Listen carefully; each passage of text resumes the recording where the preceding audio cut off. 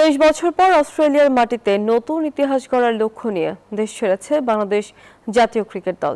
দ্বিতীয় ধাপে বিমানবন্দর থেকে উড়াল দিয়েছেন খেলোয়াড় ও কোচিং স্টাফরা। প্রিয় তারকাদের এক নজর দেখতে ভিড় করেন অসংখ্য ভক্ত। এদিকে প্রধান নির্বাচক হাবিবুল বাশার জানান, দ্বিতীয় টেস্টে দেখা যেতে পারে শরীফুল ইসলামকে। হযরত শাহজালাল আন্তর্জাতিক বিমানবন্দরে দীর্ঘ প্রতীক্ষা ক্রিকেট প্রেমীদের, শুধু নিজ দেশের পছন্দের খেলোয়াড়কে একটিবার দেখার জন্য। অস্ট্রেলিয়ার মাটিতে আসন্ন সিরিজকে সামনে রেখে দ্বিতীয় ধাপে দেশ ছেড়েছে খেলোয়াড় ও কোচিং স্টাফরা, আর তাদের দেখে নানা ইশারায় মনোযোগ আকর্ষণের চেষ্টা ভক্তদের। যুক্তরাষ্ট্রের এক নম্বর জিম চেইন গোল্ডস জিম এখন আবারও বাংলাদেশে।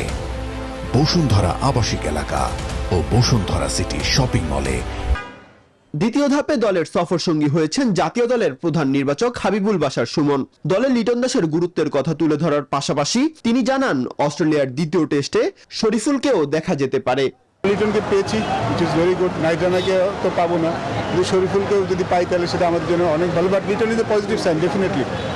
লিটনের ফিরে আসে আমাদের ব্যাটিংটা একটু শক্তিশালী হবে। অস্ট্রেলিয়া সিরিজে ভালো কিছু করে দেশে ফেরার প্রত্যাশা করেন জাতীয় দলের প্রধান নির্বাচক হাবিবুল বাশার সুমন। 23 বছরের লক্ষ্যটা একরকম ছিল, এখনকার লক্ষ্যটা ভিন্ন। তখনকার প্রেক্ষাপট একরকম ছিল, এখনকার প্রেক্ষাপট অন্যরকম। ডেফিনেটলি তখন তো আমরা যখন গেছি, আমি আগে বলেছি, তখন আসলে আমাদের মূল লক্ষ্য ছিল সার্ভাইভ করা। এবার আমরা সার্ভাইভ করতে যাচ্ছি না, আমরা ভালো কিছু করতে যাচ্ছি। দুই ম্যাচের এই গুরুত্বপূর্ণ সিরিজকে সামনে রেখে শুক্রবার অস্ট্রেলিয়ার উদ্দেশ্যে উড়াল দেয় টাইগারদের প্রথম বহর। দীর্ঘ 23 বছর পর অস্ট্রেলিয়ার মাটিতে ইতিহাস লেখার সুযোগ বাংলাদেশের সামনে।